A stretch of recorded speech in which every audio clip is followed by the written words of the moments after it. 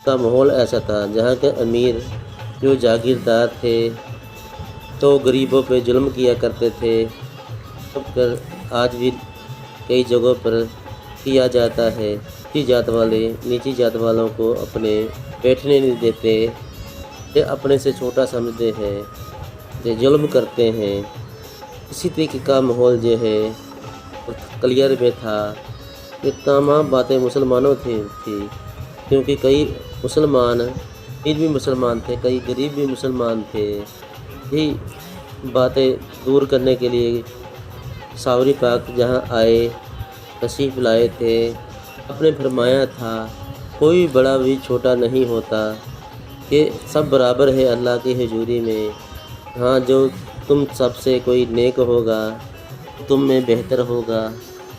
नबी का यही पैगाम दे के जो पाक कलिया शरीफ तशरीफ़ लाए। अब जहाँ पे आने के बाद जिद में आपने ऐलान किया, मुझे जहाँ बाबा फ़रीद ने भेजा है कि मैं बाबा फ़रीद का खलीफा हूँ, मुझे कलियत की वलायत अता की गई है। पूरे पाक के इस ऐलान के बाद तमाम गरीब लोग आपके पास आने लगे। आपने उन लोगों की तालीम शुरू कर दी। तब जब लोग आपके करीब होने लगे, यहाँ कलिया शरीफ में जो काजी रहा करता था उसका नाम क़ियामुद्दीन है। फिर उसे बहुत तकलीफ़ हुई। अजी है वहाँ के जागीरदारों के पास जाता है, कहने लगता बतलाने लगता है। इसी तरीके से जो लोग सावरे पाक करीब होने लगे, तुम्हारी हुकूमत जो है ख़तरे में आ जाएगी, कि लोग तुमसे नहीं डरेंगे, कि तुम्हारा जहाँ से खात्मा हो जाएगा। तुम्हें जो अपनी गद्दी बचानी है, अपनी शान बचानी है, तो सावरे पाक को रोकना होगा। तमाम लोग ये काजी लोगों को बहकाता था। फिर उन जागीरदारों से कहा कि इन गरीब लोगों को डराओ कि वो वहाँ पे ना जाए। फिर तरफ काजू क़ियामुद्दीन के कहने से उन लोगों को डराया गया, अगर तुम सावरे पाक के पास हो गए तो तुम्हारी खैर नहीं। तब लोग जो है सावरे पाक के जाने से रुक गए। तमाम हालात को देखते सावरे पाक बाबा फ़रीद जी को गंज शकर जी की बारगाह में एक ख़त लिखा। आपने लिखा कि जहाँ का कादरी जो है ये शरारतें कर रहा है, लोग आपका मुझे खलीफा नहीं कर रहे हैं कि आप बात के बारे में आप फरमाएँ। ने अपना ख़त किसी के पास भेजा, किसी के पास फिर बाबा फ़रीद के पास भेज दिया। फिर बाबा फ़रीद जी ने उस ख़त को पढ़ा, एक ख़त काजी के नाम लिखा। वही आदमी ख़त लेके वापस आया। फिर पढ़ते ही काजरी के पास भेजते हैं, पर वो काजरी वो ख़त पढ़ के पाड़ देता है कि ये बातें मैं नहीं मानूँगा। तब दूसरी मरतबा जो सावरे पाक जी है बाबा फ़रीद जी के पास दूसरा ख़त लिखते हैं, तो बाबा फ़रीदुद्दीन उसका ख़त का जवाब देते हैं। कहते हैं कि ये ख़त काजरी के पास पहुँचा दो। तब जो ख़त वो काजरी के पास पहुँचा, तो काजरी ने उस ख़त की भी तौहीन की, तो वो भी फाड़ दी। इसी बात जब बाबा सावरे पाक जी ने बाबा गंज शकर जी को तीसरी मरतबा ने उस ख़त में लिख के भेजा कि ए सावरे के हमने कलियत तुम्हारे हवाले कर दिया, अब तुम्हारी मर्ज़ी जो करना है करो। पीरो मुर्शिद का हुक्म आ गया, कलिया शरीफ जो सावरे पाक जी के हवाले कर दिया कि अभी जालिमों का वक्त जो आ चुका था। फिर रात के दिन सावरे पाक पहली छत में जो काजरी बैठा करता था कि वहाँ पे जाके बैठ जाते हैं। तमाम गरीब भी जो हैं कि वो भी बैठ जाते हैं। जब लोग आए और वहाँ के काजरी और अमीर लोग आते हैं, उन लोगों ने देखा कि वहाँ पे सावरे पाक जी बैठे हुए हैं, तो साथ गरीब लोग बैठे हुए हैं। दोस्तों, उन लोगों ने मस्जिद में भी अमीर लोगों ने कब्ज़ा किया हुआ था, कर रखी थी कि अमीर जहाँ बैठे और गरीब पीछे बैठे। कि मस्जिद ऐसी जगह है, चाहे वो गरीब हो या अमीर हो या फ़कीर हो, वो एक ही जगह पे एक ही जगह साथ खड़ सकते हैं। अल्लाह के रसूल ने हमें तालीम दी है। इन लोगों ने जहाँ पे भी बाँट रखा था کہ ساور پاک نے کہا جی اللہ کا گھر ہے، جہاں چاہے بیٹھ سکتا ہے، لیکن وہ قاضی کے کہنے سے انہوں نے ساور پاک کو اور اس کے چاہنے والوں سے زبردستی باہر نکال دیا۔ تو اندر جو ہے نماز شروع ہو جاتی ہے۔ جب لوگ وہ سجدے میں جاتے ہیں کہ ساور پاک جی نے مسجد کی طرف دیکھا، جب یہ جو لوگ سجدہ کر رہے ہیں، مسجد تو کیا کر رہی ہے، تو بھی سجدہ کر۔ ساور پاک کے حکم سے مسجد نے یہ سجدہ کیا، یعنی کہ مسجد گر پڑی۔ تو اس مسجد کی چھت کے نیچے وہ قاضی اور سب تمام ظالم امیر جاگیردار لوگ دب کے مر جاتے ہیں کہ فوراً بعد جو ہے تبھی وہاں پہ بیماری پھیل جاتی ہے، وہاں کے جنگلوں میں آگ لگ جاتی ہے، اب لوگ اس بیماری سے مرنے لگتے ہیں۔ جب جو آگ لگ گئی تب سارے گاؤں کے لوگ وہ گاؤں چھوڑ کے بھاگ جاتے ہیں۔ وہاں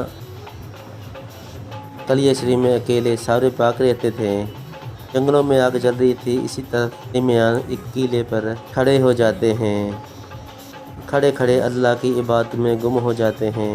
اسی حالت میں آپ 12 سال تک کی جگہ پر کھڑے رہیں۔ اسی درمیان نہ آپ نے کھانا کھایا، نہ آپ نے پانی پیا، نہیں آپ تھوڑی دیر کے لیے بیٹھے تھے، بلکہ ایک ہی جگہ پہ کھڑے رہیں اور اللہ کی عبادت کی لگے رہیں۔ یہ ساور پاک کی ایک کرامات تھی، ان کو آج یہ طاقت اللہ نہیں تھی کہ مرضی اور اللہ کی قدرت سے کرامت ظاہر ہوئی تھی۔ جب 12 سال کا عرصہ گزر گیا، ایک دن بابا فرید جی نے اپنے مریضوں کے پاس بیٹھے ہوئے تھے تو آپ نے فرمایا کون ہے جو میرے ساور کا روزہ افطار کرائے گا، کیونکہ آپ 12 سال سے روزے میں تھے۔ بابا فرید نے اپنے مریضوں سے کہا کون ہے ایسا ہے جو کریئر جا کے میرے ساور کو افطار کرائے گا۔ آپ کی بات سن کے تمام لوگ خاموش بیٹھے رہیں۔ کچھ دیر بعد ایک نوجوان لڑکا کھڑا ہوتا ہے، وہ کھڑے ہو کے کہتے ہیں حضور میں جاؤں گا، وہ کہتے ہیں حضور میں جاؤں گا۔ تو آدمی کو بابا فرید جی چند نصیحت کرتے ہیں کہ تم جا رہے ہو، تم فوراً ساور کے آگے نہیں کھڑے ہونا، تم اس کے پیچھے رہنا جب تک کہ ساور بیٹھ نہ جائے، یعنی کہ جب آپ کو خود حکم نہ دے کہ میں آپ کو نصیحت دے رہا ہوں، نصیحت اپنے دماغ میں رکھنا۔ اب بابا فرید جی اس کو حکم دیتے ہیں کہ مریضوں کہ تم اس کو کلیئر لے کے جانا، لے کے جو خط اس کے پاس لے جاتے تھے، اشارہ کر دیتے ہیں کلیئر آ گئے، یہاں سے آگے جو ہے آپ کو جانا ہے۔ جب وہ اس قلعہ شریف میں شامل ہو جاتے ہیں کہ وہ کیا دیکھتے ہیں کہ قلعے پر کہ ساور پاک کھڑے ہو کے اپنی بات میں مشہور ہے۔ پھر ساور پاک کے پاس وہ آدمی جاتے ہیں، ساور پاک کے جا کے پیچھے کھڑے ہو جاتے ہیں، ایک کلام شریف کی قراءت شروع کر دیتے ہیں۔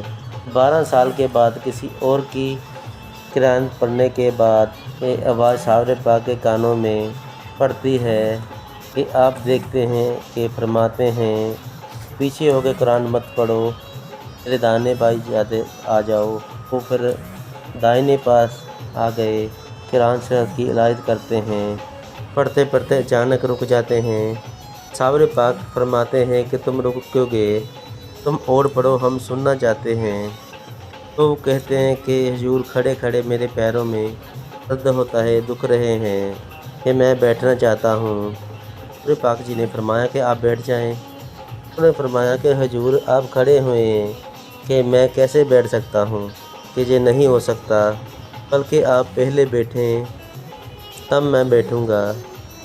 ساور پاک نے فرمایا کہ ٹھیک ہے، اچھے طریقے سے قرآن پڑھ رہے ہیں کہ میں سننا چاہتا ہوں، آپ تھوڑا مجھے سہارا دے کہ میں بیٹھنا چاہتا ہوں۔ تب وہ آدمی ساور پاک جی کے پیروں کو پکڑتے ہیں، ساور پاک فرماتے ہیں کہ میرے آگے نہ آئے، میرے پیچھے سے ہی سہارا دے، سے ان کو سہارا دیتے ہیں کہ ساور پاک جی کو بٹھا دیتے ہیں کہ 12 سال سے ساور پاک جی کھڑے ہوئے تھے، 12 साल के बाद आपके जिस्म में है जो हरकत हुई, तब काफ़ी कमज़ोरी आपके शरीर में आ गई थी।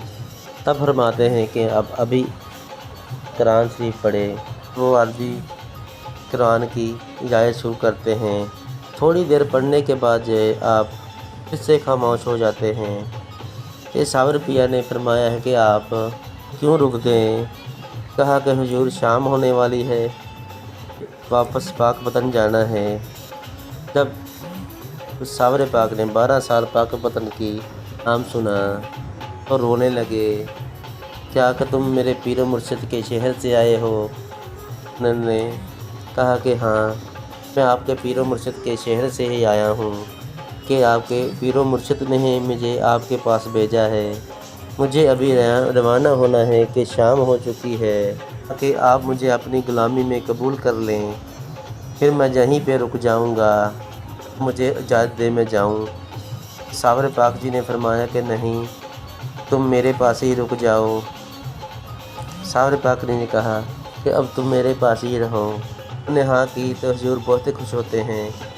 फिर आपने कुरान की वहद की, फिर वो रुक जाते हैं। सावर पाक जी ने फरमाया कि अब क्यों रुक गए हो? उन्होंने अर्ज़ किया कि हुजूर कि मुझे भूख लगी है कि मैं खाना चाहता हूँ। सावर पाक ने कहा कि जहाँ पे चल जाओ, यहाँ गोलक के जो दरख्त है कि उसके बाद जाके वो तोड़ के लाना, फिर जो पका के खाना खा लेना। तब सावर पाक ने वहाँ पे वो आदमी गोलक को तोड़ के उसको गर्म करके फिर वो ला के सावर पाक के आगे रख देते हैं। सावर पाक ने कहा कि खाते क्यों नहीं? मैं अर्ज़ की कि हुजूर आप भूखे हैं, आप नहीं खाएं तो मैं खा जाऊं, ये कैसे हो सकता है? आप पहले खाएं, उसके बाद मैं खाऊंगा। फिर सावर पाक जी ने 12 साल बाद गोलक का फल खाया, दोनों ने खाया। फिर थोड़े दिनों बाद सावर पाक जी ने उस आदमी को फरमाया कि मेरी इबादत के वक्त तुम मेरे सामने ना आना, सुबह के वक्त आके मुझे वज़ू करा देना। सावर पाक के हुक्म से वो आदमी ऐसे ही कराया करता था। के बाद जो धीरे धीरे अरसा बीतता रहा, ये लोग जो है फिर से कलिया शरीफ आने लगे। सावर पाक किसी के पास दूर दूर से लोग आते थे कि सावर पाक दिन में जो लोगों से रात में इबादत कराया करते थे। सावर पाक जी को उस आदमी से बहुत ही मोहब्बत थी। आपस में पीर भाई थे। दोनों के गुरु बाबा फरीद गंदे शकर ही थे। दोनों ही वो सावर पाक और आदमी बहुत ही मोहब्बत से, जब दिल्ली से कोई ख़ास लोग आपसे मुलाकात करने आए, जिन्हों का वाक़या मैंने पता लगा उन्होंने तुहानूं कहण लगा। इस तो अगला वाक़या तुहानूं असीं तीसरे पार्ट विच दिखावांगे। ते इस चैनल नूं लाइक शेयर कमेंट जरूर करियो। इस तरह दी वाक़या तुहाडे वास्ते वीडियो पीरा फिका दी होर लैके आवांगे।